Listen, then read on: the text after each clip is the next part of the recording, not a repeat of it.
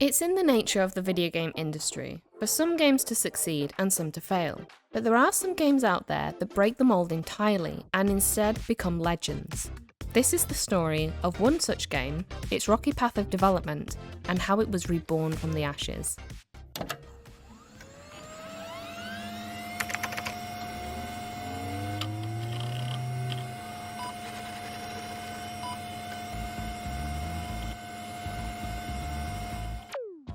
It's 1997, and three talented developers are working on a Fallout sequel. Enter the men of the hour: Tim Kaine, Leonard Boyarsky, and Jason Anderson. One day, the studio they worked for was having some trouble with team structure, and when the three couldn't come to an agreement, they had a thought: why not start our own company? And at that, they formed Troika Games. Between 2001 and 2003, Troika made two games: Arcanium of Steamworks and Magic Obscurica, and The Temple of Elemental Evil. The company clearly had a thing for long titles. Both games had decent reviews, however they suffered from gameplay bugs and a lack of polish. Troika also struggled with their games getting enough attention from players, with their latest release, The Temple of Elemental Evil, having only sold about 128,000 copies, and Arcanium selling 234,000 copies.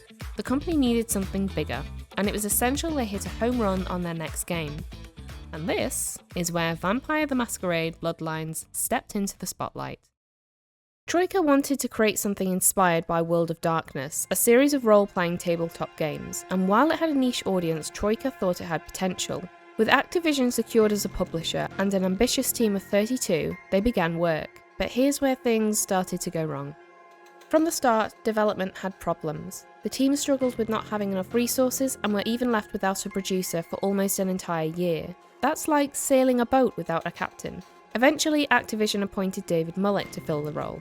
Mullick already had a good track record of producing games and was tasked with the challenge of tackling unfinished levels, half-done design, and saving the game, which at this point was in a bit of disarray. After 3 years in development and running way over budget, Activision had had enough and demanded that the game be released in November 2004, finished or not.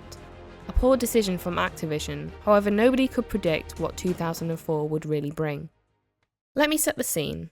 It's now the 16th of November 2004. Vertigo by U2 was number 1 in the UK, and in Irvine, California, Troika Games were about to release Vampire the Masquerade Bloodlines for the first time.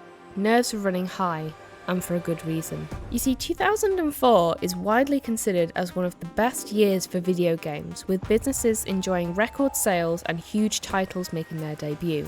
Grand Theft Auto San Andreas, Halo 2, 2 Pokemon games, The Sims 2, Fable, Half-Life 2, Dragon Quest 8, World of Warcraft, Madden NFL, Metal Gear Solid 3, Snake Eater, Gran Turismo 4, The Simpsons Hit and Run, Rome Total War, The Sims Busting Out, just to name a few. If anybody was going to choose to release a game at this time, they'd need to make sure it was able to perform against the competition. However, Troika had other obstacles. The game simply wasn't ready.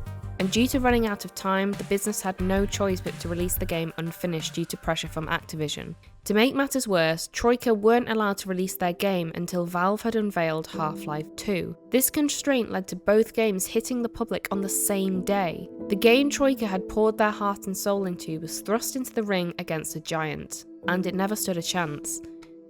The game received a respectable Metacritic score, however only sold 72,000 copies at launch. Struggling to shine in the shadow of Half-Life 2 and other games, Troika had missed its mark, and as they pushed forward attempting to release a sequel to Fallout, they were outbid by Bethesda and failed to secure a publisher. The company's valiant efforts couldn't stave off the inevitable, and on February 24, 2005, Troika closed its doors for good. But this isn't where the story ends, because unbeknownst to the trio, the game, while obviously unfinished, was still very enjoyable to play, and though it only sold a few copies at launch, it quickly gained reputation as a flawed masterpiece, a game ahead of its time. 9 out of 10 people preferred friggin' chicken over the competition. Why? 'Cause that's some good f***ing chicken. I mean, friggin' chicken. Friggin' chicken, you'll swear it's the best you've ever had. You love the Talking Baby movie and the Talking Pig. Post-release, fans began rallying around the game, providing unofficial fixes and creating mods to re-add unused content. Word began to spread through forums, and a dedicated following grew steadily. Thanks to the modding community, Bloodlines experienced a rebirth. and for years people quietly enjoyed this cult classic as the fanbase expanded. Then in 2015, Paradox purchased White Wolf Publishing, acquiring the rights to Bloodlines. CEO Frederick Wester stated that he saw the potential of the game from its release back in 2004 and hinted a sequel was possible when the time is right and it will find its place in the market. Enter Hardsuit Labs, which also saw the potential and successfully bid for the rights to develop the sequel. The stars aligned and it was time to assemble the dream team. Brian Mitsoda as the narrative lead, Cara Ellison as senior writer, game designer Chris Avalon, and composer Rick Schaffer. The stage was set, and in February 2019, the first teaser for Bloodlines 2 dropped. And the crowd went wild. It was a huge success. Players were ecstatic that a much-loved game was getting the sequel it finally deserved. New players familiar with the genre were keen to try something new, and those who played the original were able to get some of that sweet, sweet nostalgia again. It seemed like everything fit nicely into place and was on the path to success with a loyal fanbase hungry for justice. But unfortunately, it was a short-lived celebration. In October 2019, Andy Kipling announced on the website that the game would be delayed until 2020. They stated the reasoning was that they wanted to keep their quality high rather than rush and release something unpolished. Since one of the main reasons the original game failed was poor quality management, both critics and players were understanding, and wanted to make sure the game was 100% ready on release this time. So they waited patiently and eagerly for 2020, unaware of what was just around the corner. Oh, you thought I meant the virus of which we do not speak. No. Suddenly in July 2020, without warning, Paradox fired Brian Mitsoda, the sequel's narrative lead, who was also the writer and designer on the original, as well as creative director Kai Clooney. This was understandably alarming and unexpected to the gaming community. Narrative lead Brian left a statement after it had happened. From Brian's statement, the layoff came as quite a shock. The question behind the layoffs of multiple creative leaders is, why? Paradox also released a response on the website that said it was a joint decision made by the leadership of Hardsuit Labs and Paradox Interactive.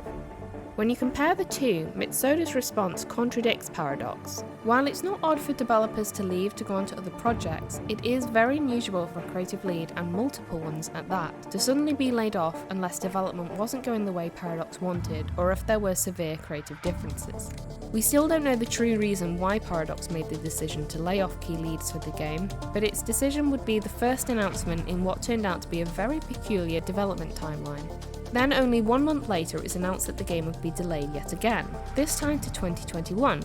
Another long wait for fans who were starting to see a couple of red flags. Then in February we received a huge unexpected update which nobody was prepared for. Paradox made the decision to completely take the game away from Hardsuit Labs and even considered cancelling the game altogether. Again, this seemed like a very drastic decision made by Paradox, and one which set the internet on fire. Amongst the panic, several people and even the entire narrative team were also let go. Remember, this was 2021, just 1 year after the pandemic had thrown the world into chaos and left businesses to pick up the pieces. There were lots of people during this time who had lost their jobs, leaving the market saturated. For the people laid off, it was a devastating blow at one of the worst times. For such a severe action like this, we can assume that the project had even fallen behind or gone over budget. However, it's just speculation, as nothing else had been revealed at this time.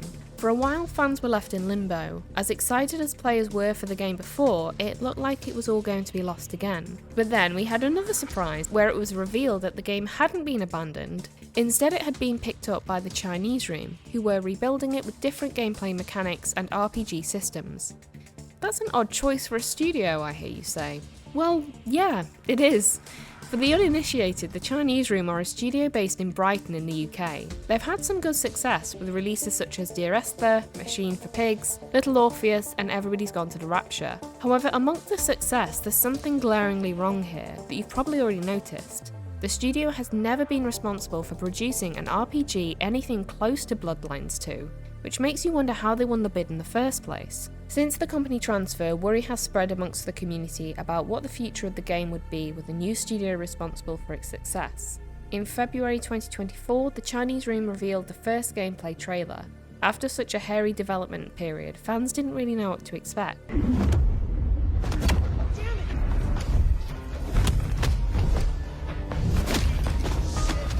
It wasn't received very well. The community were frustrated that the gameplay mirrored Dishonored, and it felt like the studio had lost the true RPG essence of the original game fans had loved.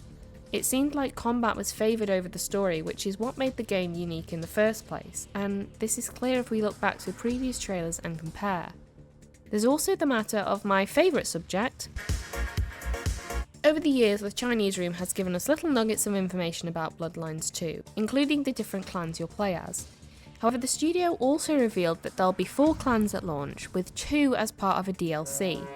That sounds suspiciously like you're not giving us the whole game there, chaps. Naturally, this news turned a lot of players away, furthering the worry fans had for the game. Not the ideal hype you're looking for. In addition to the combat changes, the game writing itself had also been altered, with the player now starting as an elder vampire instead. It's safe to say players weren't angry, they were just very disappointed, and the poor audience reception from the trailer has led to a lack of confidence fans have for the Chinese Room. As of now, Bloodlines 2 is set to release in the fall 2024, and after such a turbulent development time, fans are understandably divided, with some optimistic and some who have lost interest in the game entirely. As of what will happen later this year, we'll have to wait and see. After all the delays, fans deserve to have the game resurrected, and the Chinese Room does have the capability as proven with their other titles. So let's hope they can live up to the task with this new challenge. I think in summary, what we can learn and take away from this experience is what I found and thought when researching this story and going back to the beginning. It's easy to read and watch success stories of people who took the chance and succeeded, with their happy ending resulting in financial freedom and glory for life. But a lot of the time, it isn't like that. Troika took a chance at developing a game they had true passion about despite the hurdles in their way. And while not all risks do pay off, the success and appreciation for video games goes way beyond sales figures and launches. The original game is still remembered fondly, and it will be remembered for many years to come despite the outcome of this new sequel. It may fail, it may succeed, but let's hope it's the latter. Thanks for watching. I'll be keen to see what the Chinese Room comes out with and hope they don't have any more delays. Let me know what you think, leave a comment, like this video, and don't forget to subscribe for more content like this. Bye for now.